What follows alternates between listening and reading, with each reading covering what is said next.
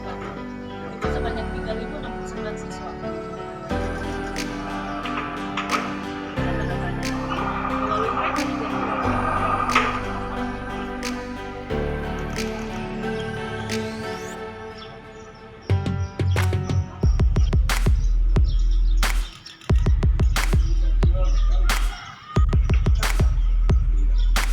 Ini daftar nama-namanya.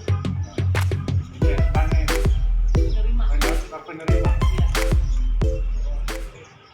Iya. masyarakat Tanah Toraja dalam rangka kita membantu masyarakat kita, terutama dalam rangka PPKM ini.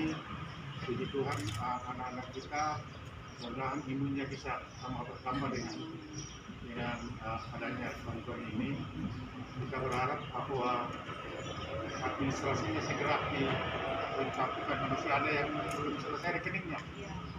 Harus diurus rekeningnya, ada yang namanya masih harus diperbaiki dengan kependudukan dan sebagainya.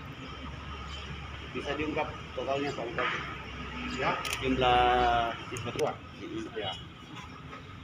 ini tadi ada yang di reject. Ini apa anunya? Yang di reject ini yang kesalahan nama dan tetapi masih terbuka. Masih bisa diusut Ya, di tinggal fase kita kedua. di fase keduanya kita selesaikan. Jadi tinggal disampaikan kepada orang tuanya, perbaiki nik dan nama. Khusus sekolah. Ya, terkhusus nama sekolahnya. Ya.